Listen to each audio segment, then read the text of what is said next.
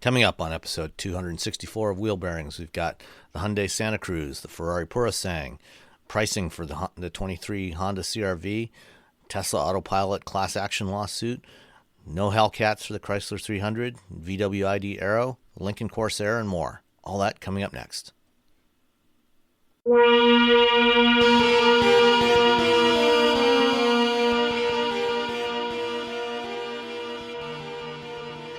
This is episode 264 of Wheel Bearings. I'm Sam Abu-Al-Samad from Guidehouse Insights. And I am Roberto Baldwin from, let's say, TechCrunch this week. And Nicole is somewhere. I can't remember where. She's not somewhere. Here. She's somewhere out there. Yes, traveling. I was going to sing the Fievel song from...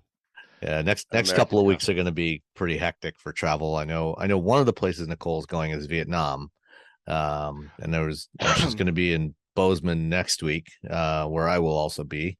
So we'll be recording something from there. But beyond that, I can't remember where she is right at this moment. So anyway, safe travels, Nicole. Safe travels. She's on the planet. We can tell you that. Yes. So she might be slightly above the planet. We're not quite sure. She might be in the air still. Oh, that's true. She's within the atmosphere of the planet. She's within our biosphere somewhere. Yeah, she's somewhere. Yes. All right. Since you didn't drive anything since we last recorded just 3 days ago, I'll talk about the Hyundai Santa Cruz 2.5 turbo all-wheel drive limited or something like that. Limited all-wheel drive, actually, is the way it is on the Monroney. So this is Hyundai's version of the modern trucklet, as we have dubbed these compact trucks. This came out almost exactly the same time as the Ford Maverick. It's very similar in size to a Maverick. The main differences, the Santa Cruz is a little more expensive base price. It's not as fuel efficient, and it's definitely more stylish. It's more upscale than the Maverick. The Maverick, when you sit in the Maverick, you look at the Maverick, and especially when you get inside, you can see where Ford said, okay, we want this to be a very affordable vehicle. We're going to give you all the functionality that you need, but it's not going to be fancy. It's not intended to be fancy. And it does what it does extremely well. The Santa Cruz, on the other hand, is derived from the Tucson crossover. I mean, it is essentially a Tucson with a bed on the back. The sheet metal on the sides is slightly different from the Tucson, but you can see the family connection there when you look at the front end, the front half of it. It is very much a Tucson with a bed, and there's nothing wrong with that. It's a really good vehicle. For some reason, Hyundai has opted not to include a hybrid powertrain in here at this time, the way they did with the Tucson. And from conversations I've had with Hyundai, they said, there was some issues with trying to package the battery for the hybrid. I'm guessing that at some point during the life cycle of this vehicle, we will see it with at least a hybrid and possibly a plug-in hybrid powertrain. Yeah. So that means that the base Santa Cruz is not nearly as fuel efficient as the Maverick, the base Maverick, and it's also more expensive. It's a 2.5 liter 4-cylinder naturally aspirated in the base model, and 2.5 turbo in the version that I had, the upscale model. So that I think is about 250 horsepower, if I recall correctly. As I said, it's just, roughly the same size as the Maverick, so it's got similar capabilities. It'll carry five passengers, 4 comfortably, but 5 in a pinch. You can put 3 across in the rear seat, and if you got 3 kids, not a problem putting them in there. They'll fit fine, as long as they're not all in car seats. It does what it's meant to do, which is provide basic transportation with the extra utility of a pickup bed. And it really, I think it provides, unless you have to tow significant amounts, it provides all the pickup utility that the vast majority of people need. It is, it's not gonna haul 2,000 pounds. It's not gonna tow 10, 12,000 pounds, but that's okay because most people don't actually need that. Yeah. While I It's had it, it's it's the it's the it's the tiny Honda Ridgeline. That's what I. yes, and frankly, it's not that tiny either. That's true. I mean, it's big enough. It's not like if you're old enough to remember the Subaru Brat from the 1970s. This is the 70s, Uh, right? I had a Or teacher that had a 80s. Subaru Brat, and I was so jealous of her. I was in fourth grade, so it doesn't Yeah. really count like me, like, oh no, but I really wanted that car. Well, I mean, the Subaru Brat was a lot smaller than this, and the Baja that they did in the 2000s, based on the Outback, was also, well, it certainly had a smaller bed than this did. Yeah. So, during my week with the Santa Cruz, we're in the process of building a new rain garden in our front yard, so that there's less grass to mow. And in the process of doing that, I went over to Lowe's, loaded up the back end of this Santa Cruz with 20 40-pound bags of topsoil, 800 pounds. Not a problem. You could see, the springs compressed a little bit, but it's not like it was dragging its rear bumper down the ground, and it had no problem at all with that. There was plenty of room in there, and I probably could have put another 10 bags of topsoil in there. But you know, I figured that was going to be enough. D Um, does it have like a tow button, like a drive mode? Or a haul uh, drive mode because the no, Maverick had it and I went and I picked up like 800 pounds of like rocks twice. And the first time I didn't even bother. I didn't think about the button. I just drove home. I'm like, yeah, this is fine. And then on the second time, I'm like, oh yeah, the haul mode I pushed, and I'm like, oh, a little bit more torque. It's fine. yeah. It didn't matter. Yeah. So I just pulled up the specs. The turbo is 281 horsepower, a little more than I thought, which is more than what you get with the 2-liter turbo option in the Maverick, which is 250, I think, and 311 foot-pounds of torque. So this, the 800 pounds of soil in the back end, not a problem at all. Nothing. It didn't even blink. With if you had the base engine, it would probably feel a little more sluggish with 191 horsepower, and a lot less torque, only 181 foot-pounds of torque. But with the turbo, it's fine.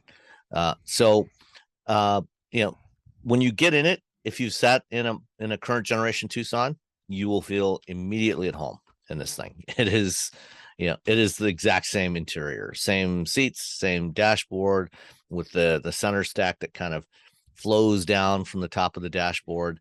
The Limited that I had the larger 12-inch, 11 or 12-inch touchscreen display. The the base models, or the lower trim levels, actually have a slightly smaller 10-inch display. And if you get those, you actually get some physical controls that surround it, like a physical volume roller and some physical climate control buttons, which I think if I was buying one, I might actually opt for that, because one of the complaints I've had with both the Tucson and now with the Santa Cruz is when you get the larger screen, everything is a touch sensitive control. It's basically a flat surface below the touch screen, and so you've got to look at it to change the temperature or anything like that, and it is Boo. a little annoying. So I might recommend actually going for one of the lower trim levels so that you don't have that issue. But other than that, the rest of it, the Limited, this one had the leather seats in it. It had nice soft touch surfaces. If you get the lower trim levels, like on the top of the dashboard, it's going to be, the graining looks similar, but when you touch it, you can feel hard plastic instead of soft touch material. But that's not that big a deal. But the downside of the Limited is the price tag. So it gets a little pricey when you go all in, all-wheel drive and everything else. This It one came. jumps so quickly. It does, because the Santa Cruz starts at about a little over $25,000. The one I had was priced out at $41,100, including guess the destination charge. Ooh, hold on. 1100. Very close, 1185. You probably would have won on Price is Right. I'm getting really good at this. Yeah. And by the way, I don't look it up. I'm like, oh, I gotta fit. This is like this is my favorite yeah, game in the world now. I can see Robbie here on the Zoom screen. Yes, he's closing his eyes thinking about it. I Yeah. stop and ponder. Yeah. So again, the other negative of the Santa Cruz versus the Maverick is fuel economy. Even compared to the base naturally aspirated engine, I think is rated about 26 miles per gallon combined. The turbo is rated at 22 miles per gallon combined, so 19 city, 27 highway. In my week of driving it, I averaged about 20, so a little bit less, and that was with a mix of highway and city driving. So I got a little less, a couple of miles per gallon less than what it's rated at. And for a small truck, especially at $41,000, and only 20 miles per gallon. Now you got to think, geez, do I want to go with the smaller one, or go up a size, to something like a Ridgeline, or a Ranger, or a Colorado Canyon. And it starts to become a little bit tougher choice, which is why I think I suspect that Hyundai is probably going to find a way to do a hybrid version of this at some point during its model life cycle. Probably, maybe for 24 model year. So do a mid-cycle update and add the hybrid option, because with the hybrid Maverick, you get 40 miles per gallon easy. I mean, you don't even have to try. And easy peasy. Yep. So that is the one downside, but with, as part of the limited trim level and everything, you get this nice hard tonneau cover, and this tonneau folds up, so there's a handle on the top. You push it and you just shove the thing forward, and it basically folds up like an accordion up at the front edge of the bed. And one of the cool things is it's got this strap that is clipped to the tonneau cover, and then there's a clip on the side of the bed.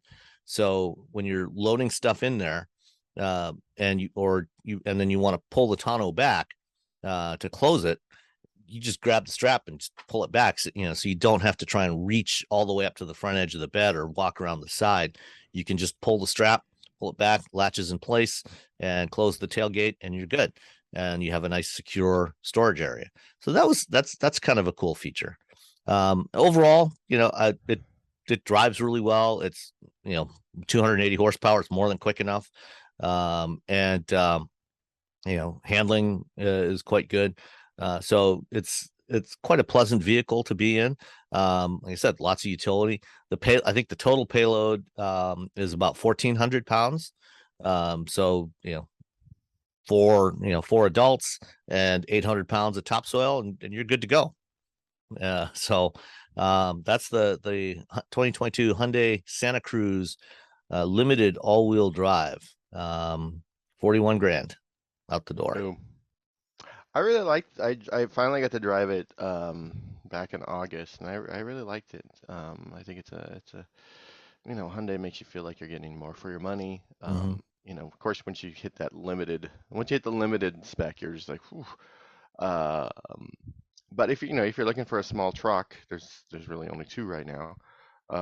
There's this and the Maverick. If you want to be a little bit fancy, you want to have a little bit nicer experience, you go with the Hyundai. If you just want a down and dirty truck, you go Maverick. Yeah. And the Maverick is selling as fast as they can build them right now. The Santa Cruz is not selling quite as fast, but I think they're supply constrained as well, because the Santa Cruz is built in Korea. It's not assembled here in the US right now. So I think, as supplies improve, those sales should go up as well. Yeah, it'll be interesting to see how how it shakes out in a few years. Because now apparently Dodge wants to build a small truck, and everyone's now wanting to do a small truck. You know, Subaru. I think I probably said this before. They're probably kicking themselves. Right? Come on. We have the Baja, and you guys didn't buy it. And now the Baja, like you can't even find those things because everyone's like, "Oh, this is a good car." It's like the Element. The Baja and the Element are like these weird cars that when They they were came before out, their like time. yeah, people bought them and they're like, "Oh, this is cool." Like, and then afterward, once they went away, they're like, "Oh, wait, these are really cool." Then every more and more people want it. You're just like, "Oh my God." Oh wow. All right. Speaking of pricing, recently Nicole had a chance to drive the new 2023 Honda CRV. She quite liked it. Um, but pricing has now been released on the CRV, and it's gone up quite a bit from 2022 model year.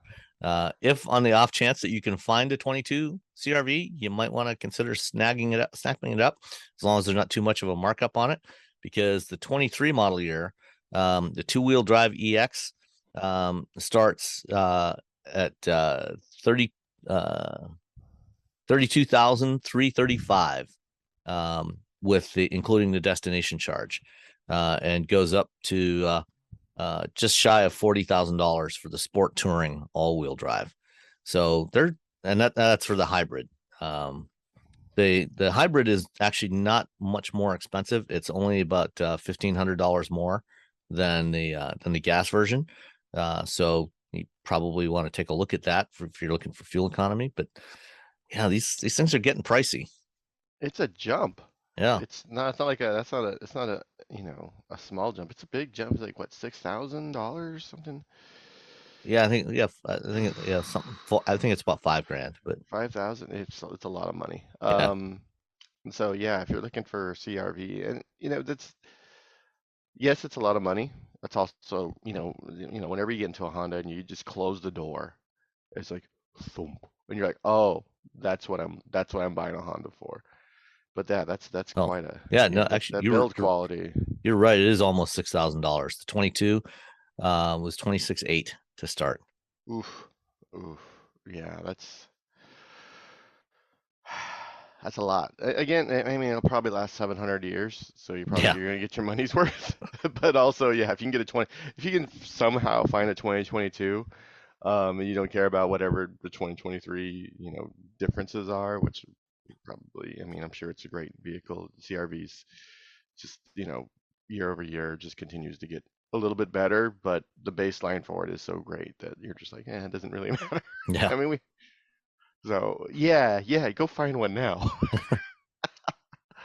All right. Um, at a slightly higher price point, there was another new. Uh, they don't want to call it an SUV or a crossover, but there was another vehicle revealed this week, the Ferrari Purosangue or Purosangue. I'm not quite sure how it's supposed to be pronounced. Shh, Um, bros. Yeah. this is Ferrari's first regular production four-door model in their history. They at various times they have built a small number of four-door models, as custom builds for various important customers, various important clients. But this is their first four-door model in their history in their lineup, uh, and it's sort of SUV-ish. It's taller. It's a It's hatchback. yeah, it's a hatchback. This replaces the GTC4 Lusso slash FF in their lineup. And the FF and the GTC4, were hatchbacks. They were more in the vein of the old mid early 60s bread van 250 GTO bread van models. Um, and this kind of takes that FF concept, makes it a little taller, little sleeker looking, and it's a very different take on doing the super high performance SUV from what Lamborghini did with the Urus. Yeah, Lamborghini goes all in with insanity. It's just sharp lines, and whereas Ferrari is really going in, is really smooth, very traditional Lamborghini look. Or I'm sorry, Ferrari look. And you know what? The only thing that matters is that giant badge on on the side on the fenders. The That's yellow shield literally, with the black horse. yeah. No, that's all that matters really to the people who are going to buy this. To be honest, I think they're the people who kind of wanted a Urus, but they're like, oh, it's a little too ostentatious. But I still want an Italian supercar. I'm gonna get the whatever Purosangue, whatever. I'm gonna get the new Ferrari SUV. I have Well, to watch a video where they introduce it, so I figure out how to say it. the proportions of this thing are also very different from the Urus. The Urus shares its basic architecture with the Cayenne and the Audi Q8, and it's a 4-liter twin turbo V8, whereas this is a V12. Perhaps the last naturally aspirated non-electrified Ferrari V12. It's based on the engine that was in the 812 and the TDF and the FF. It's a 6.5-liter V12, 715 horsepower. This is and the proportions of this, when you look at it in profile, especially, it's got more of the, you can see more of the DNA from something like the 812 in this. It's got a much longer hood than the Urus does, and the cab is pushed back. It looks like it's going to be a proper 4-seater. It's got rear hinged rear doors, suicide doors, as they used to like to call them. It's a very different beast from the Urus. Yeah, and that engine is so far back in the front of the car. Like you can actually look and see where if you go to the site and go down the engine, discover more, you can see how far back it is to sort of help with that weight split. It's It's completely right. behind the rear axle.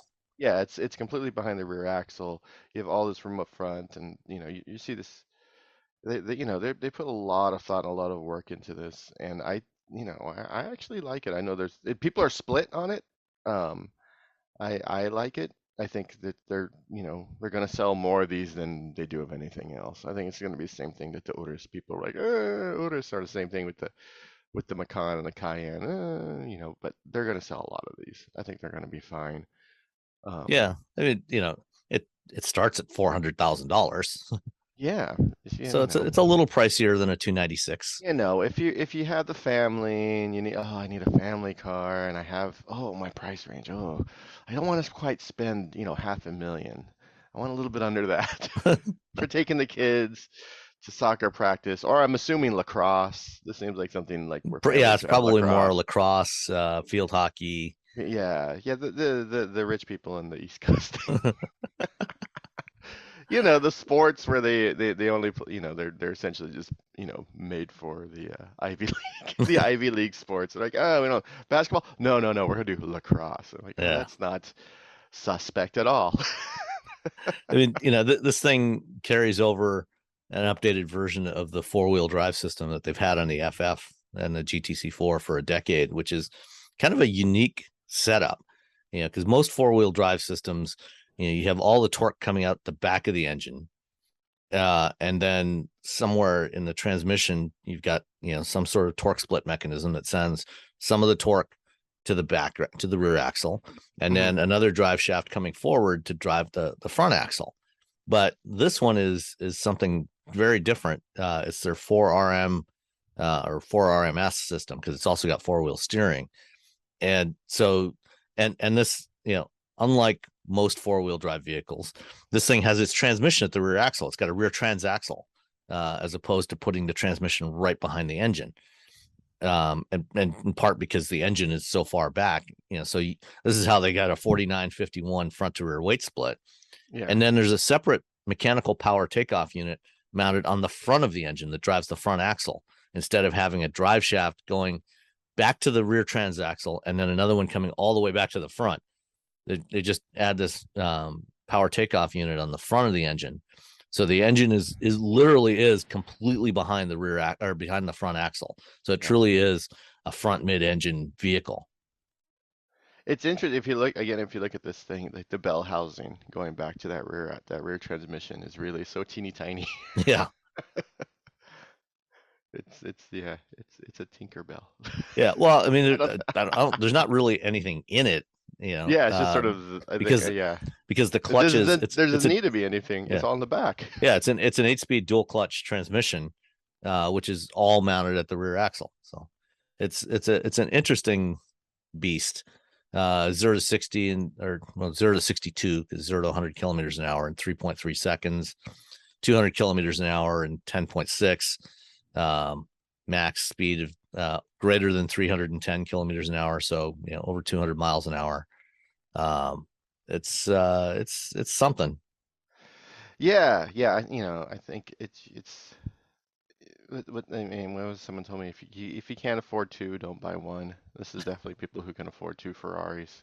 They're like, well, I got the one for the family. This is the family Ferrari. This is the one to take the The kids to kids. lacrosse and field hockey, and Yeah, then you get the 296 GTB to commute to work. yeah. This is this is my commuter. And then they have a Honda Accord. That's always the weird. Like if you ever Yeah. drive through like a really rich neighborhood, like you see all these amazing cars, and then like a Honda Accord. It's Well, like just you or need a something CRV. you need something that is just going to run every single Yeah, time you get into it. yeah. I was doing a video shoot with the NSX a few years ago, and this guy rode up on a bike that cost more than anything I own. And he's like, "Oh, how do you like it?" I'm like, I like it a lot. You can get a supercar and then you can take it to the Acura dealer and get it serviced." He's like, "Yeah, I have a Ferrari, and it's going to take 4 months or 3 or 4 months, I forget, to get the oil changed.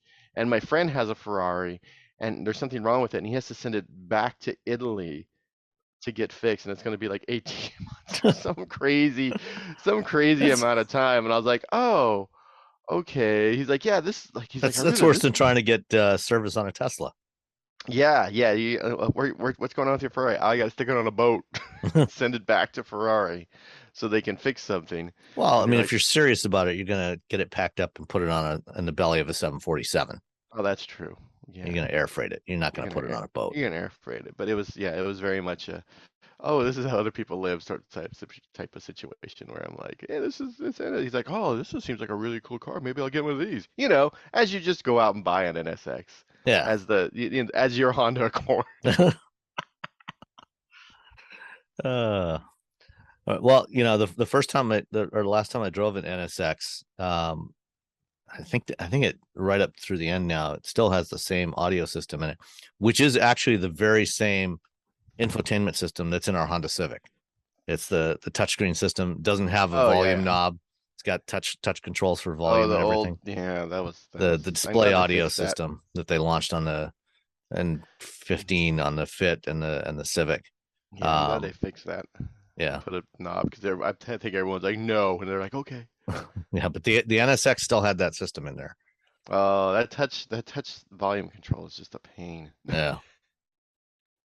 All right. Now Can, we're ripping on the NSX for touch volume controls. We're like, oh come yeah, on. no, I mean the thing, if you're gonna drive an NSX, just turn that off, roll down the windows, just listen to the Yeah, powertrain. just listen, just have a nice time. Yeah.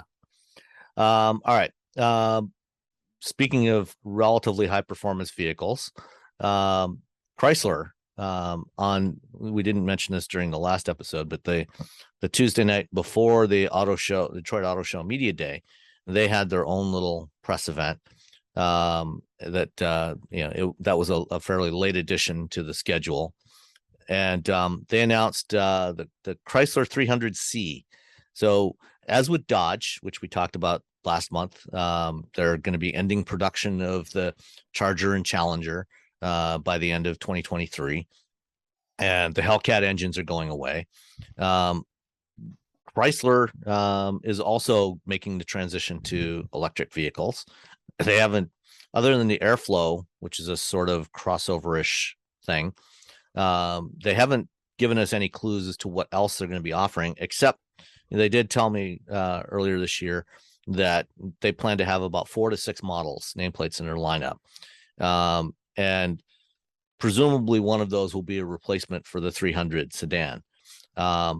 But for the final run of the 300, they've launched of the current 300. They've launched the 300C, which is only going to be available. I think the last ones are going to be built in February of 2023.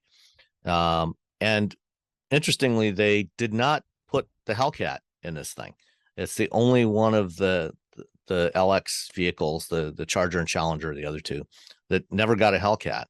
And apparently the reason why is there's just not enough Hellcats to go around to support the 300C, because they brought back the Durango Hellcat this year.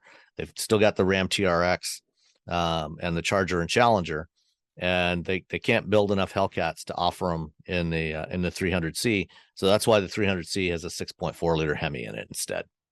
The fact that you can get a Durango Hellcat and not a 300C Hellcat just boggles my mind. It's just I don't know. The Durango to me has always been like the 300 is always, I don't know. It's just something about the design and the look, and I think I really like the way the 300 looks, and it's not flashy. It's just like this very nice, like for what you were getting for the money. It just felt very classy. Mm-hmm. Like Yeah, it felt like just like this very classy version of the Challenger and the Charger, and you're not getting a Hellcat in the 300, really. I guess it's fine, but the fact that we can't do it because we have a bunch of Durangos coming, which again, I've never cared about the Durango. The Durango's always been like, meh. It's like a forgettable. To me, it's always been like the forgettable vehicle in that lineup. yeah. Like, yeah, we're But making a Hellcat. I'm like, really? All right. but I'm sure they sell a ton of them. yeah, Dodge is the muscle car brand, and with the they no longer build the Grand Cherokee Trackhawk, since they introduced the new Grand Cherokee. So the Trackhawk is gone. So they probably figured still got some demand for a Hellcat powered SUV. So let's build a few more Durangos instead. Yeah, yeah, I guess, yeah. All right. Oof. Then Sorry, Tesla. I was looking at the numbers of the Durango year by year. Yeah, it's not great. Yeah, They 65,000 last year. yeah. And oof. Compared to the Grand Cherokee, which shares its platform with, or at least the old Grand Cherokee and the Durango shared the same platform. The Jeep sold in far higher numbers. But all right, Tesla has been continuing to get lots of attention. Not all of it positive for its autopilot and full self-driving system.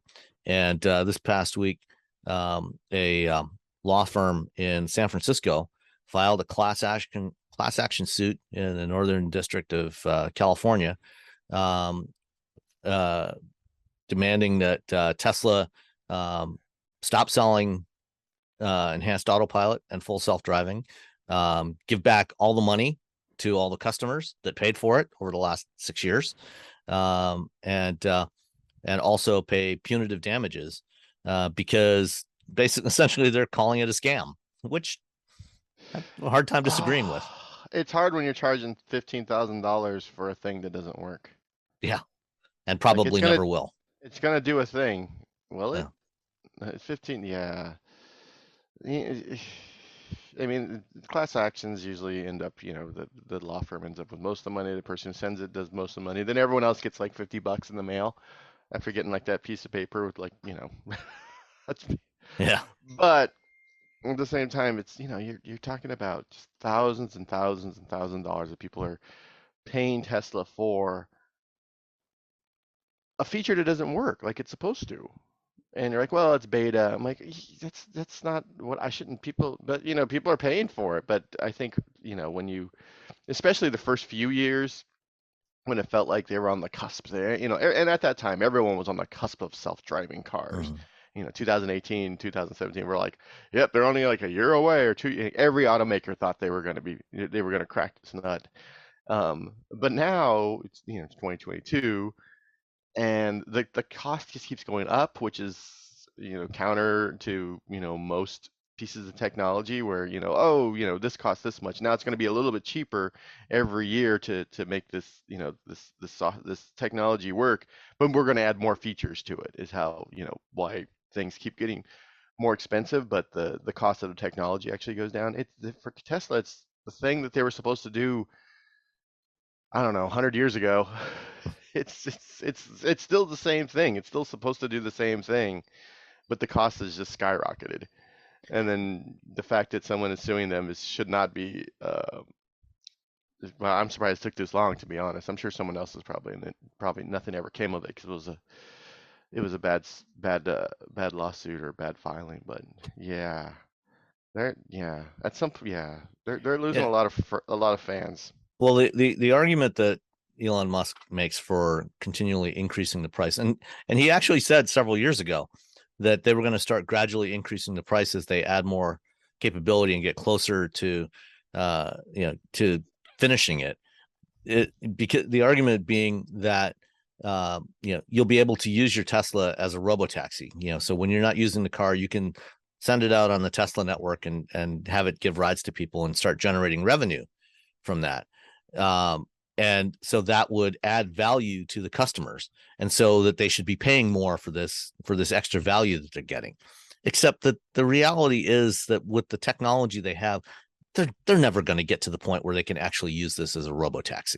It's just As not going to work. as two people who are in robotaxis, Yeah. like last week, like the amount of work and sensor redundancy and the amount of sensors that are in there, and Cruise, I forget his name, the gentleman, the engineer over at Cruise, the head of hardware. Even he said, it'd be nice if it'd be nice if we can get to a point where we don't have to use as many sensors, like we don't have to use LiDAR. He's like, but we're not there yet. He's like, maybe we'll get there. Maybe that'll happen. Just to reduce the prices of their vehicles. But the amount of work that they have to do, and then they have, a back end that takes care of all this, and all of that. Tesla isn't really doing that. They're just trying to get it to do the one thing it's supposed to do. Yeah. There's no That was Carl infrastructure behind it. Jenkins. It was Carl Yeah, Jenkins you're Carl. referring Yeah, to. And yeah, the all the right now Cruise has over 3,000 employees. And a lot of those are working on the actual self-driving product, but a lot of them are also building out all the other pieces that are necessary to make this a business, to create the network, the back end platform, and the monitoring systems and everything else, the support mechanisms for these vehicles, things like, they're designing robots to clean the vehicles when it comes back into the depot. They've got robotic systems to charge it, and robotic systems to go in and vacuum and clean up the interior of the vehicle before it gets sent out on its next shift. So there's a lot of stuff that has to happen to actually make this a reality. yeah. It's I don't know. I mean, it's so difficult for all this stuff um, to work in tandem. And I remember when Tesla was like, "Hey, there's some." I don't know, I was in Europe, and it was when Tesla said, "Hey, we have a couple charging stations in Europe that will support non-Teslas."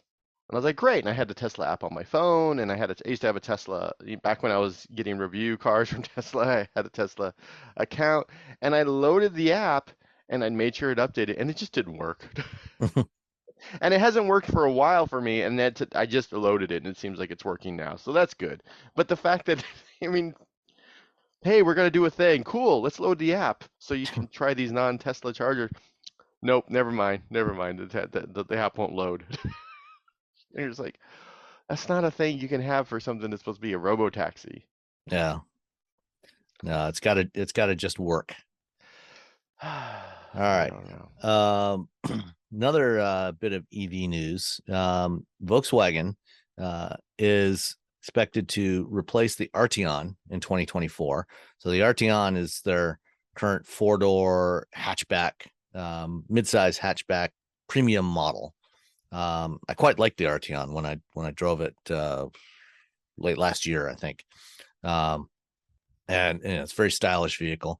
But the current generation Arteon is a front-wheel drive gas engine vehicle. I guess you can also get it all-wheel drive, but it's going away in 2024, and it's going to be replaced by the ID Aero, which is an electric sedan, mid-size sedan. And they showed it in China earlier this year.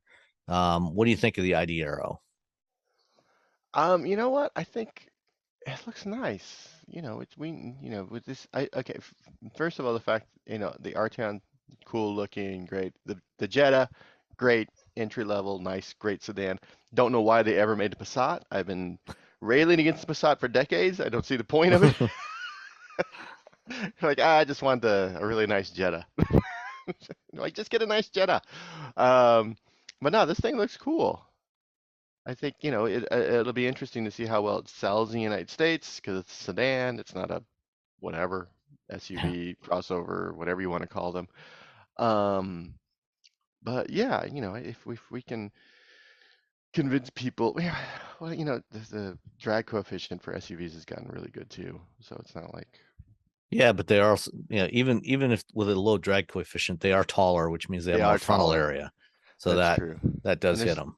plus extra weight, and you got to throw all that extra metal in there and battery. But no, I think, I like to think that people, as we move towards EVs, people are going to start looking at wagons and sedans again. I'd love to see him back in 2019 at the LA show. Vision. The vision, the space vision. Oh, the space vision was dope. That I thing love was this. gorgeous. That And I remember, were you in the meeting with Scott where he was like, I think, so after they announced that there was a briefing with CEO Scott Q, who is now the CEO of Scout, the upcoming EV version of Scout International Scout off-road things. Um, he had this whole like sort of thought about the future where at some point kids would be like, they're not going to want SUVs because that's what their parents drive. hmm And you don't want to be like your parent. You don't want to be lame and boring like your parent. So he was like, I really think we're going to go back to like wagons and sedans because SUVs are like what your parents drive. And it hasn't happened yet. And I don't know if it will happen. I don't know if there's as much, rebellion against your parents anymore than there used to be. I mean, there probably is. I'm old. What do I know? But I would hope that part of that rebellion is we're getting wagons. I don't want your I hope SUV, so. mom. I hope Scott was right, but I hope so too. I think I'm hopeful but not optimistic. yeah, yeah. I mean, and he talked about how it made way more sense to make an EV that's a wagon than an EV versus an SUV, and it was, but it was a pretty fun, it was a fun discussion where he's just like, yeah, at some point, the people are gonna want something different. He's just, he's like, it's not like the SUV is gonna go away. It's just that the cool kids aren't gonna buy them anymore. Yeah. Yeah, I mean there will always be SUVs, just like there will probably always be vans, minivans, and There'll always be they'll just minivans. they'll be a niche, of the market. Although, I like. with the ID Buzz, we could see I instead of the think the. wagon, it could be the reemergence of the minivan is the cool thing. I think that I think the Carnival, um, I think the cool vans are cool again. Come on, kids, get a van. You can take all your friends everywhere. Think how many friends you can get in the back of a van. Think of all the Absolutely. shenanigans you can get to. We had a friend who had a big no, was it an Ecoline? It was a big no. He just had a van. Like just like a regular old van, not a minivan, a van. And we would just hang out in this van. There were no seats in the back. There was like carpet down. We would just hang out in the back of this van in my small town, and it was the greatest thing ever. And then we drive around, we'd just be rolling around in the back of the van like idiots because, we're idiots and we're in high school. But no, that van was awesome. Everyone would all go somewhere in our cars and then get out of the cars and get into the van because it's like, 20 degrees outside. Yeah. So, vans. All right. Um, until that time comes, we still have crossovers. So, Dun dun. and Lincoln is now, at least in North America, is exclusively a crossover brand. They have 4 crossovers, no more sedans left in the lineup. They still sell sedans in China. They've got a new Zephyr over there that is pretty cool looking. But we've got just the crossovers here, starting with the Corsair as their entry level model. And for model year 23, it goes on sale early in the year, early in the new year. It's getting a mid-cycle refresh, and it's getting a front end that looks more like the the Zephyr that I just mentioned, which launched in China late last year or early this year. And the Zephyr is, the replacement for the MKZ in China. And it has a new grille style, which bet you are completely surprised by the fact that it's actually larger than the old grille. What? Yeah, No. I know, That's it's a so shock. not. Nobody Oh my nobody gosh, does even that. their grill. Everyone settle down with the grills, okay? So yeah, the Corsair is getting a grille that looks much like the Zephyr. And according to Lincoln, this is going to be the new face going forward of at least their internal combustion vehicles, as long as they're still around. So presumably this means that maybe next year we'll see a refresh of the Aviator that gets a similar style front end. I don't know if the Nautilus is going away, and it's going to be replaced by an Oh, EV. And well, the it was such a weird. It was a great car, but it was so expensive for what the, it the was. Nautilus, Yeah.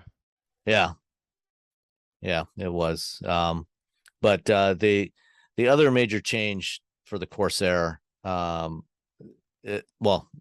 actually not. There's not really any major changes for the Corsair. They dropped the 2.3 liter turbo that was previously the optional engine in there. So now they just have the base 2 liter, and they have the plug-in hybrid that they finally launched last year.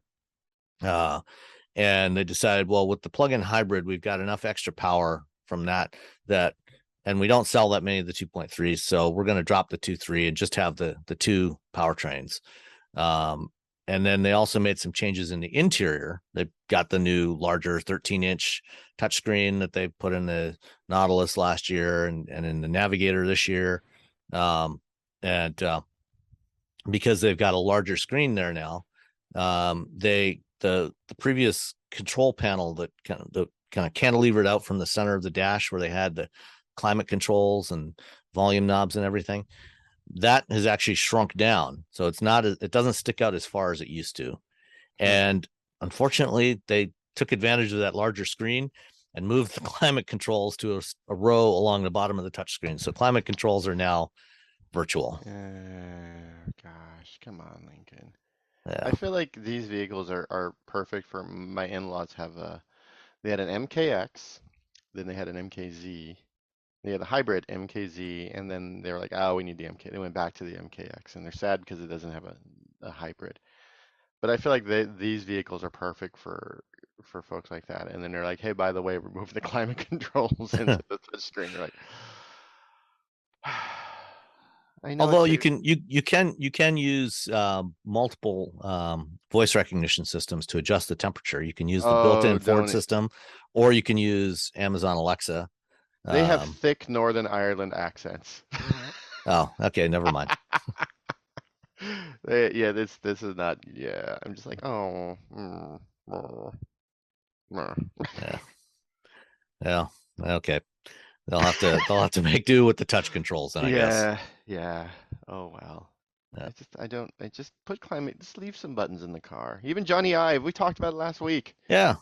Was like, you know what? Stop taking buttons out. Like, I know it saves money. I know it's easy to just like have software that's localized for all the regions you're selling your vehicle, as opposed to having buttons and may or may not have to be swapped out because they have words on them. But oh, just give us some buttons. It works better. Buttons work. Buttons work. There's a reason we had buttons for so long. There's tons of things you can put in the touch screen that make complete sense there. But give us our climate controller and our media control buttons. Absolutely. All right. We have one listener question to Dun, answer. dun. And that is from Dan Vesma on Twitter. It says, I shall shortly be, and this is a good one for you, especially. Oh I shall no. shortly be offering my '04 diesel manual front wheel drive X-Type Jaguar for sale. Whoa. Any Wow. advice on how to present and market an older car? It needs some work, which I'm loath to get done before sale. Steering box and maybe a drive shaft and dog hair. So I think I think you've got all that covered All except for the diesel, right? except for I have the all-wheel drive, the 3-liter all-wheel drive Okay. V6 version. First, look on. If I were you, I would look on like KBB, like Kelly Blue Book, and just look at the value of the vehicle. Look at it's because yes, you're going to want to clean. You want to get rid of the dog hair. You're going to, you can get little vacuum cleaners for that. You can also use packing tape. Packing tape is actually wrap it around your hand and just pat it on the ground, and it pulls up dog hair like a dream. It's going to take a while. Yeah, it's not going to be an easy job, but that's one of the easier ways we found to get rid of animal hair. We have dogs and cats, so there's like hair everywhere in our house. If you have one of those little vacuums that has um, little spinning brushes on it, a small one, that will help a lot. And just give it a good, nice cleaning. Um, as for like doing a lot of like mechanical work, see what the value is. If the value is pretty low, um, just kind of get it ready because you're not gonna, if you put $1,000 in to get $250 more, you're not gonna, you make sure that what you're putting in, you're gonna get out of, and it will help to sort of sell it. But a clean car sells a lot better than a dirty car. That's, I mean, if I go out to see, I tried to explain this to a friend once who got very angry with me when I told him, I'm like, well, if you're gonna sell the car, make sure it looks like you don't have a kid because he had Yeah. his child in there, and he got super angry with me. He's like, what do you mean? I'm like, well, people don't want a car full of Cheerios. You don't want a car full of ground up Cheerios, and um, so yeah, make sure people don't want a car that looks like a dog's lived in it for so many years. So I did that. Get some Febreze, drive around with the windows down for a while. Um, but yeah, definitely look and see what the value is. I looked up the value of ours, and it was not a lot. It was like $1,500 at the time. It might be higher. Again, we I have. Oh, I just did a quick KBB valuation. A oh, 2004 X Type with the 4-cylinder engine, 100,000 miles, in good condition. Let's see, the trade-in range is about 1,800 to 2,600. And let's see, private party is about between 2,800 and 4,400. So, all depending right. on how much mileage you've got, it might be worth, at the very least, maybe getting it professionally detailed. Yeah, that's like, you can Yeah. probably get a Spend a detail for couple like $100 on 200, that. 200, $250. Get it like really, get it in there, get it cleaned. Um, it's, and I think that the used market is probably going to plateau or start dipping soon. So if you're going to sell it, maybe sell it soon. Then again, I might be wrong, but I'm just looking at some of the numbers I've seen out there on vehicles that are for sale. They seem to be sort of leveling out a little bit. But that could just be, it's fall and everyone's out, or summer and everyone's out having fun right now. And then, uh, but yeah, give it a good cleaning. Check on the value of what it's going to cost to like any sort of mechanical issues that you think need to be fixed. Uh, and if it's not worth it, then it's really not worth it. Just be upfront with the person who's going to buy it because you don't want an angry person coming to your house. And it's a diesel, so it's going to be that's a bit of a unicorn. So you got that Yeah. going for you. And, I mean, this is based on the same platform that the Ford Contour / Mondeo and the Mercury Mystique, I think, Oh were God, built the on. Mystique. Yeah. Man, I forgot all Or about that Mistake, as a guy. lot of people refer to it as. Exactly. That's why I forgot Um, about it. so, those were pretty common. So, the parts, depending on what needs to be done, steering box, half shaft, might not be crazy expensive, compared to what it would be for, other Jaguars. So, might be worth, at least getting an estimate on the work. If it's, I probably, at $3,500 average private party sale value, I probably wouldn't, I certainly wouldn't spend more than $1,000 on it. Yeah. Yeah, definitely would not do that. Um, Uh, if you know somebody, who, likes to do mechanical work and, will do it for, the cost of the parts and, a couple of cases of beer, and don't give them the beer until after the work is done, um, then you might be able to get that work done for under $1,000, and then it'd probably have considerably more value at that point. Yeah, yeah. Just give it a shine. See what you can do mechanically. Again, we got ours for free. Ours was a gift Mhm. because it was taken to the dealership they were going to use it as a trade-in, and the dealer wouldn't give them more than $1,000 for it. And they're like, well, it's the value of the car is higher than $1,000. That's sort of the weird thing where you get to a point where the vehicle works, but the value of the vehicle is really low. But like the actual value to you as a person, you're like, well, this car is worth more than this. Yeah, And well, then it and, becomes and there's always a big gap between a trade-in value versus what you might be able to sell it to somebody on Craigslist or Facebook Marketplace or something. Yeah, this is pre-COVID, so they probably could have got 2,000 maybe for it. Yeah, So it wasn't it yeah, it was it was a different time. So yeah. they just gave it to us because it's like, well, we don't want to deal with it. And we've got, and You're a because it car guy, doesn't you know how to fix stuff. yeah, that helps as well. But it also helped that because the value of it is so low, it costs like 20 to 40, I don't know, I think it's like $40 for us to get like full coverage insurance. So if anyone like rams into us while we're doing something, they're like, right now we would get, probably 2,500, $3,000 for it. Like, all right, I guess buy another car. I don't know what we do actually, because yeah, Well, I do mean, we need you another? got the Kona, you got the BRZ. Yeah, do you actually need another one? Well, we use the we use the X type. When my wife goes to work, she takes the Kona because it's her Yeah. car. She needs to go to work. She actually has to go to work every, uh, like a regular person, and like me who just sits at home all day. Um, when she's gone and I want to take the dogs out, I can't put them in the back of the. I mean, I have. Yeah, They don't enjoy it. but they're better off in the X type. Yeah, they're better off in the exit. I've So stuck the it's little. a dog transport machine. It is a dog. It is really the dog car. And then Yeah. sometimes we need to like haul some stuff in. And again, she's not around, so I just stick some stuff. I have to get it smogged this year. I thought I got it smogged last year, but time doesn't make any sense. Yeah. So I'm like, oh man, I have to reset the computer because it has a check engine light, and the check engine light is essentially telling me the code is that we're throwing a check engine light because we can't check everything.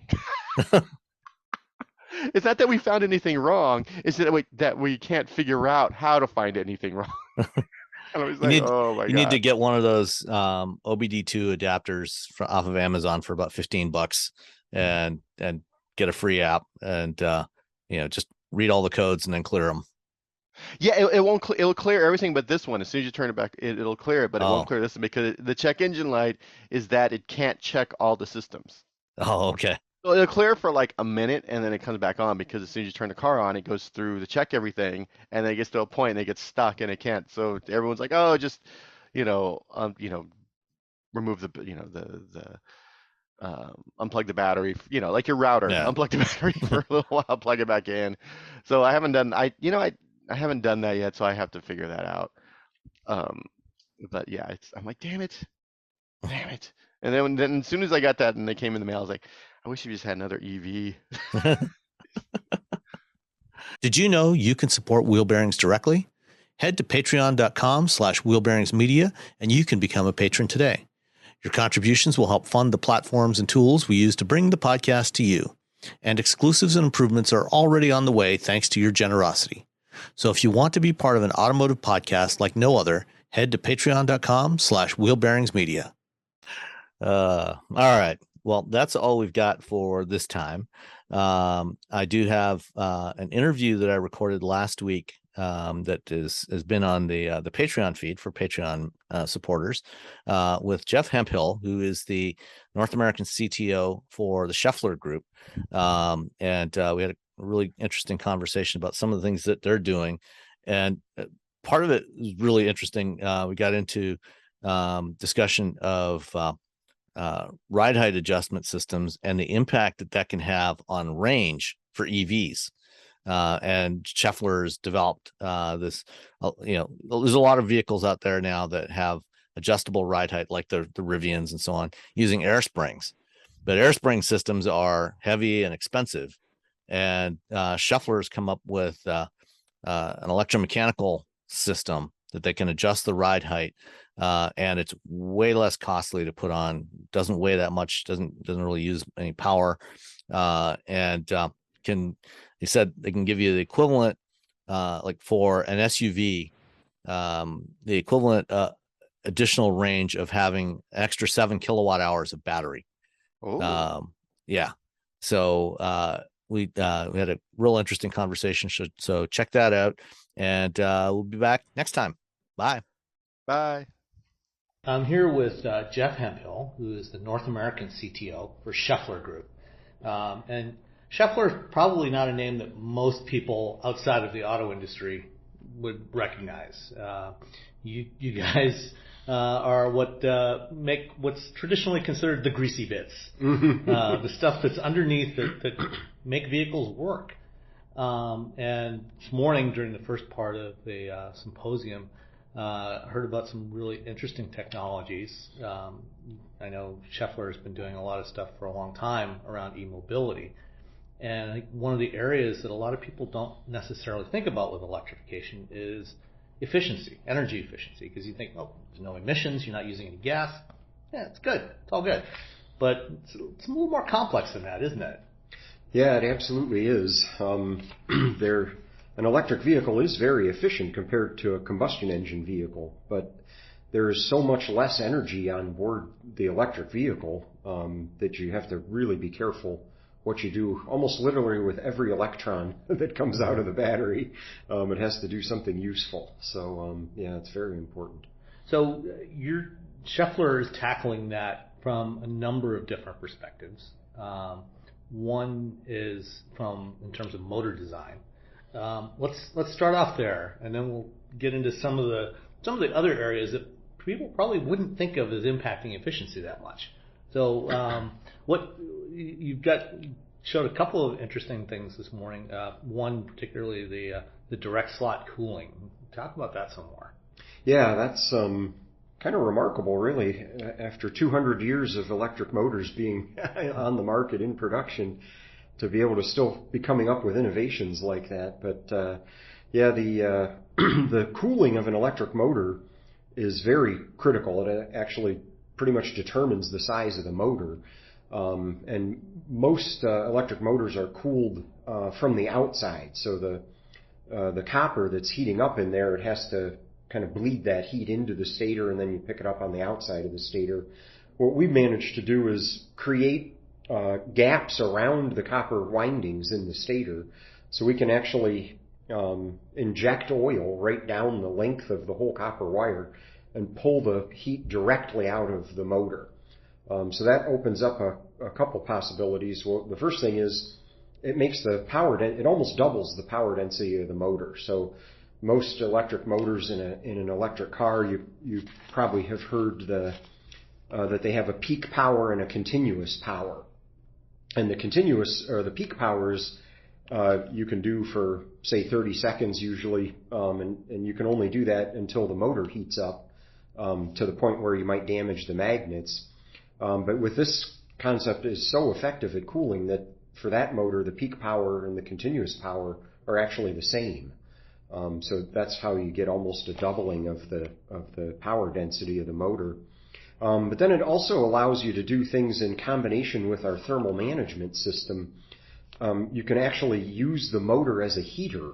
So if you need heat, for example, to warm up the battery, you can actually operate the electric motor inefficiently on purpose and pull that waste heat out with the oil, and then you bring that into our thermal management unit, and you can distribute it then to the batteries or the passenger compartment. And so you can even eliminate an electric heater from the system.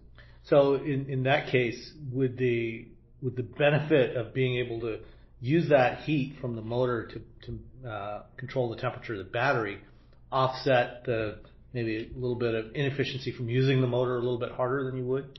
Yeah, because batteries, I was at a conference recently, they said batteries are like humans. They don't like to work too hard. They don't like it too hot. They don't like it too cold. They're pretty particular. So if the battery's cold, the efficiency of it is miserable.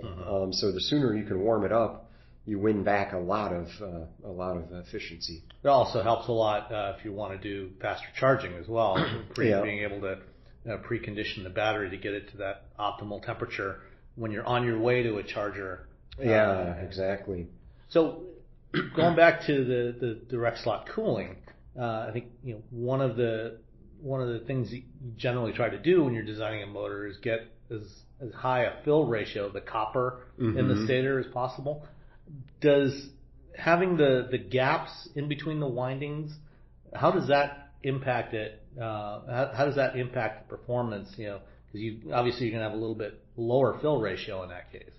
Actually, it's very close to the same fill ratio, because it turns out in an electric motor, normally the copper windings, of course, they have like a varnish insulation on them, but there's usually a paper or something around them as well.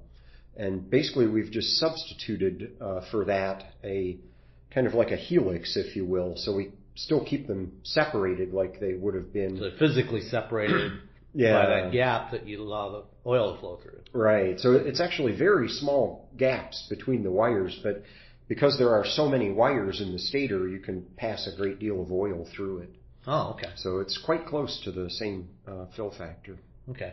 So the motors, I think maybe most people are not necessarily that familiar with motors, but the motors we find in most EVs and hybrids today are what we call radial flux motors. But there's another kind of motor that you've also got here today that's been getting some more attention lately. Excuse me, axial flux motors.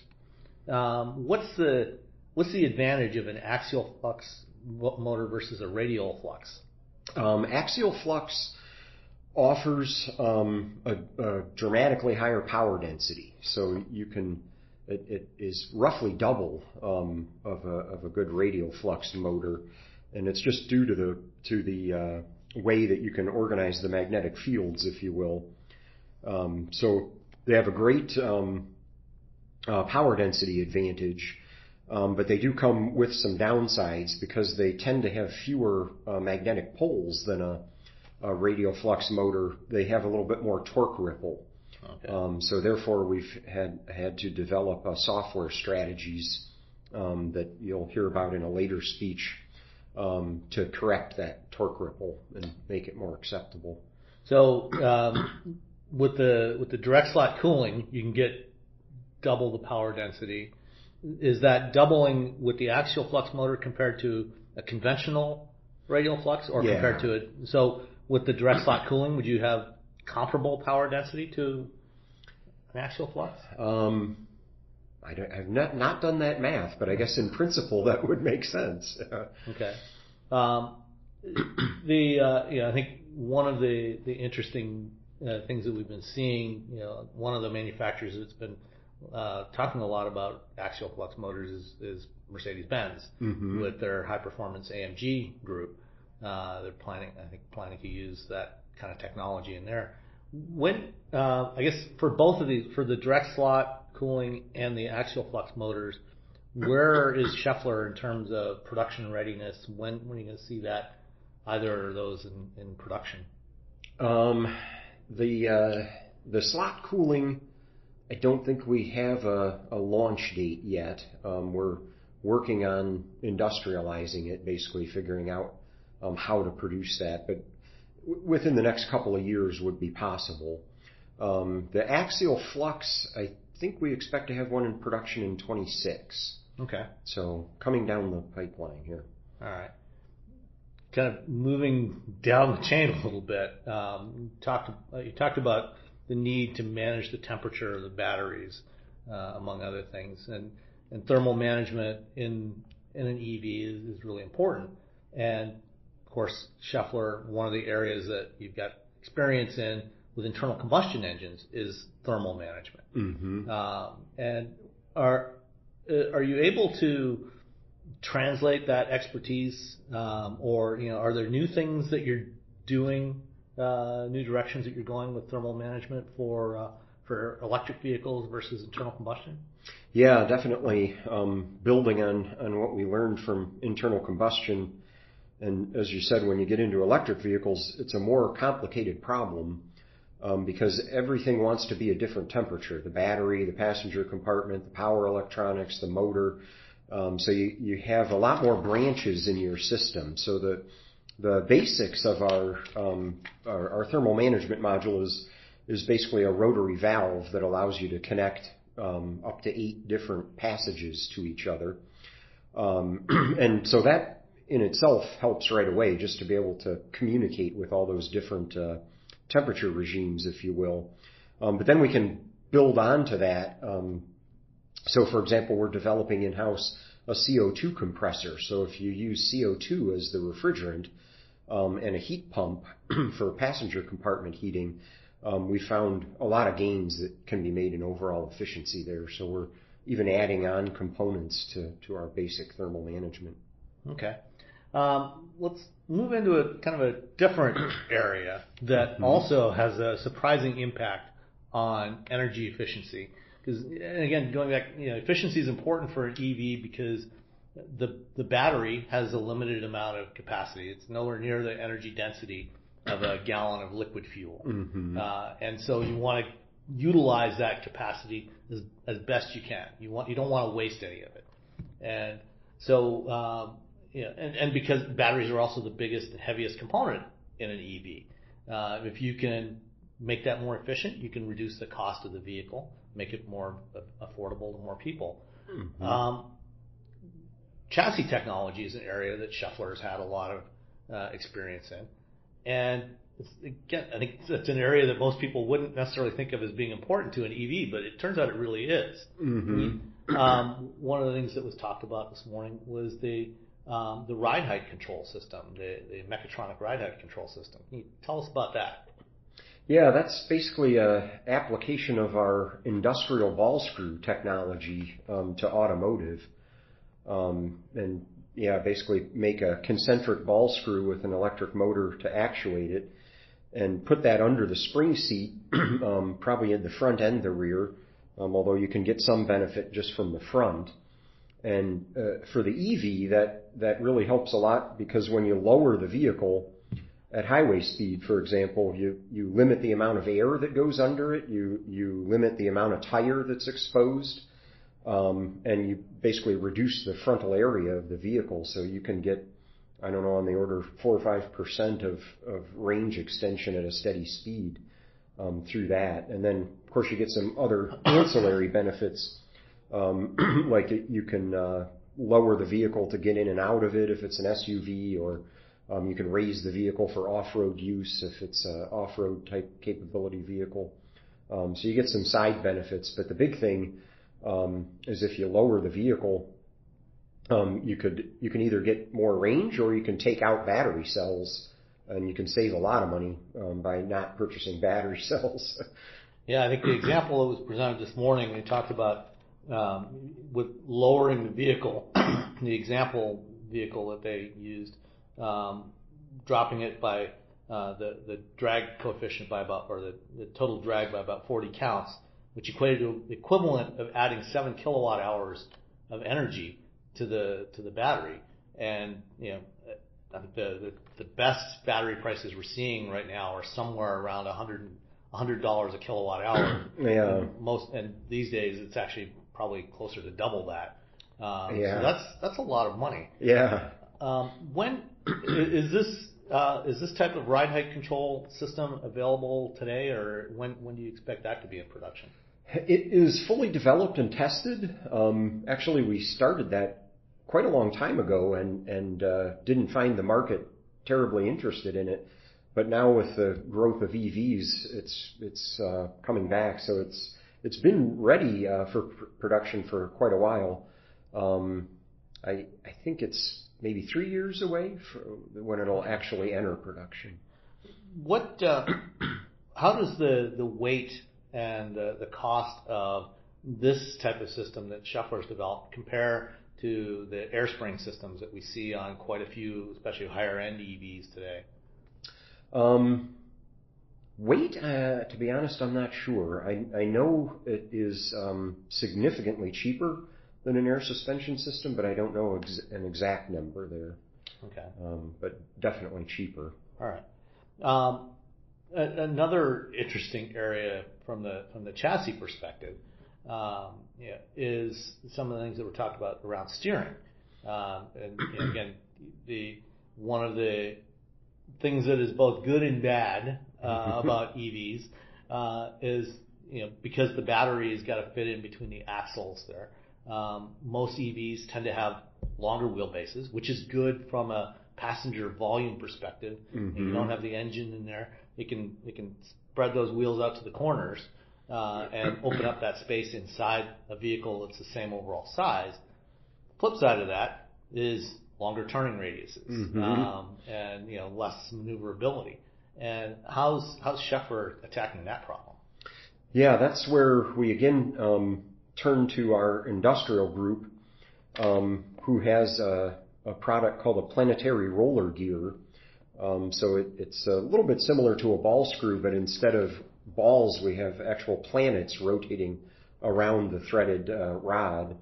And that turns out to offer a really good efficiency advantage. So we repackage that into a rear steer actuator, so that it can do up to, I think, 58 millimeters of travel. So you can actually turn the rear wheels depending if you're parking or driving at speed, maybe with the front wheels or maybe against the front wheels. But you can do several meters of reduction of the turning circle for these longer wheelbase vehicles with that. So that's really gaining traction there. Yeah, I think that's that's from a usability perspective. That one's probably not going to have so much impact on efficiency, but from a usability perspective, it does. But there's also some efficiency advantages that you can gain from the front wheel steer-by-wire technology that you're also developing. Yeah, and there on the front wheels, we do actually use a ball screw because of the much longer travel and the fact that it has to be, it can't be self-locking. It has to return to center if there would be some kind of a power failure. So yeah, it's a very, very efficient system. What's the time frame for that to see production application? I believe that's also for front steer. I think that is also 26 for us. Okay. And what besides the flexibility you get out of that, what are some of the other advantages of going to a steer-by-wire system, especially a front steer-by-wire system on any vehicle, not just an EV? Yeah, it can offer a lot of advantages actually as computers get smarter and smarter. Eventually, they're going to be able to make evasive maneuvers for the driver, but it could be very alarming to the driver if suddenly the steering wheel is moving around on them unexpectedly. So it would allow you to do things like that. You can actually adjust the steering without letting the driver know. And then, of course, as we get into autonomous vehicles, it enables a car without a steering wheel. But in between there, we're exploring some concepts like joystick steering. So maybe you have an autonomous vehicle, but you want to have a manual mode. You can have a joystick to do that, or even you can steer with a steering wheel or a yoke, but not actually by rotating it, but by applying torque to it. So, and we've built some demonstrator vehicles. It's really quite interesting to drive those cars.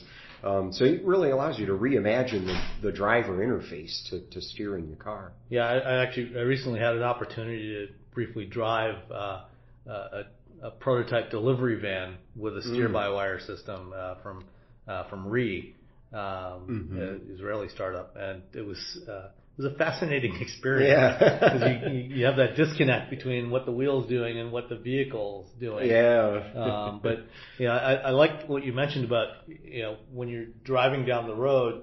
I mean, even if it's just something like the crown of the road or crosswinds, a steer-by-wire system could be keeping the vehicle on the right track. It doesn't necessarily need to provide feedback through the wheel to the driver of what it's doing, but because as you said, that could create some distraction for the driver. So interesting. Another area of e-mobility is fuel cell technology. And what parts of fuel cell systems is Schaeffler doing, and where do you see that fitting in the marketplace? Because obviously a lot of the emphasis is around battery electric. Mm-hmm. But I think there is a place for fuel cells. But where do you see fuel cells in the marketplace? Well, we certainly see on the mobility side, they would probably start off in the heavy-duty sector, just because of the energy density and the fill time you can get with hydrogen is much better than with batteries. A battery pack to drive an over-the-road truck can be many tons, and you need a megawatt power charger to charge it in a reasonable amount of time. So certainly would see an entry there, potentially also for light vehicles. It's really going to depend on how the hydrogen market develops. I think there's a strong need to use some kind of energy storage to stabilize the grid, because when you go to wind and solar, that becomes a significant part of your grid. It's not very steady, so you need some way to produce excess electricity when the wind's blowing hard and have that available when the wind is not blowing. And the favorite right now, especially in Europe, to do that is hydrogen. So you can run an electrolyzer off of a green grid and produce hydrogen, and then use that either in a fuel cell to produce electricity, or conceivably even to fire a turbine to produce electricity in a plant. And you can do things with it like we're exploring converting our heat treat furnaces over to hydrogen. So as the grid gets greener, and hopefully the electricity gets cheaper, or continues to get cheaper as it has been, then could be that we get enough hydrogen production that eventually it spreads beyond commercial vehicles and actually goes into light vehicles, because again you'll get that advantage of range and fast fill time compared to spending 20 minutes at a battery charger you can fill up in 5. And what aspects of the fuel cell system is Schaeffler involved in developing or producing? Initially, what got us involved is the bipolar plates. So a fuel cell, or an electrolyzer actually, is a stack of hundreds or even thousands of thin sheet metal plates. And our oldest products are in sheet metal stamping, so we're big experts in sheet metal stamping. So we knew we could form plates well, and we also understand fluid dynamics from our torque converter work in the past. So we can design the passages in the plate where the hydrogen passes through there. So that's our entry point. We actually have a joint venture now called Symbio in France, and we're producing bipolar plates for them, and then they're putting it into a fuel cell stack. So that's where we'll start off, and then also plates for electrolyzers that create the hydrogen from... Electrolyzer is basically the same thing as a fuel cell in the opposite direction. Exactly, yeah.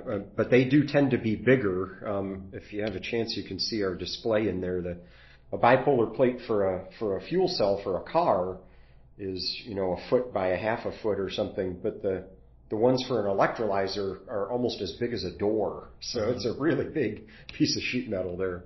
And doing that with the level of precision you need for that type of device is pretty complex. Yeah, it actually was a bigger stamping challenge than our stamping tool designers anticipated, because it's by far the thinnest sheet metal we've ever stamped. So you'd like to get these under 1/10 of a millimeter of thickness. So it's really a foil, and you have to put a very precise form in that foil without tearing it, so that you get the passage of the hydrogen through there in an efficient way.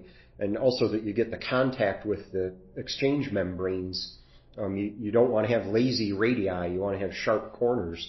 So to do that literally with a foil is very challenging. But yeah, we have mastered it. So we've got some good stuff coming out there. Okay. And then one last area, one of the last presentations this morning was around some of your engine technology. Mm-hmm. You've been producing a lot of components for engines for a long time, mm-hmm. and taking some of those now and using them in new ways. Talk a little bit about the smart overrun system. Yeah, that is specifically, it's actually a combination of existing products for us. An electric cam phaser, a valve deactivation system, and an accessory drive system. But you put those together in a new combination to meet the unique needs of hybrids. Because when you hybridize an engine, you're going to want to turn it off as often as you can. And that creates a host of issues. For example, the catalyst doesn't like to get cold. So whenever you turn the engine off, the catalyst is going to start to cool off. And then it really doesn't like to have oxygen in it. So when you restart the engine, you're often going to get a blast of oxygen go through the catalyst. So you don't want any of those things to happen. And so with that system, we can, for example, deactivate the exhaust valves and protect the catalyst. And then we can gain some efficiency benefits. For example, controlling the valve timing allows you to reduce the drag torque of the engine. So when the engine is not running, and if you don't have a disconnect clutch for the engine, that is all just kinetic energy that you can put in the battery that otherwise would have just been going into friction drag in the engine. So we get something around a 5% improvement over the base hybrid system in fuel economy just by simple little tricks like that. But now, is that just with mild hybrids, like 48-volt mild hybrids, or is that also with strong hybrid systems, high voltage hybrid systems? Also works with a stronger hybrid system. Depending on the size of the system, if you get into like a P2 system with a disconnect clutch, then you're actually bringing the engine to rest. So you have a little bit less to worry about there in terms of protecting the catalyst and so on. But it still offers utility for really any kind of hybrid. Okay. Well, Jeff, I really appreciate your time. Are there any last thoughts that you want to share that we haven't covered that you think people should be thinking about? It's just a tremendously exciting time to be an engineer, I guess. Yeah. I've been saying that for 35 years, but it's more true now than it has ever been. When I think about starting my career in manual clutch development, and now we're talking about solid-state battery cells and electric motors and power electronics, and so it's just going to be a tremendous good time to see these new vehicles coming out with all this new technology. Should be a great time to be a consumer of cars as well as a designer of powertrains. I agree. I've been in the auto industry for over 30 years myself as an engineer, a writer, and an analyst, and this is definitely the most interesting time of my career. So yeah, it's going to be great. Thank you very much. Thank you.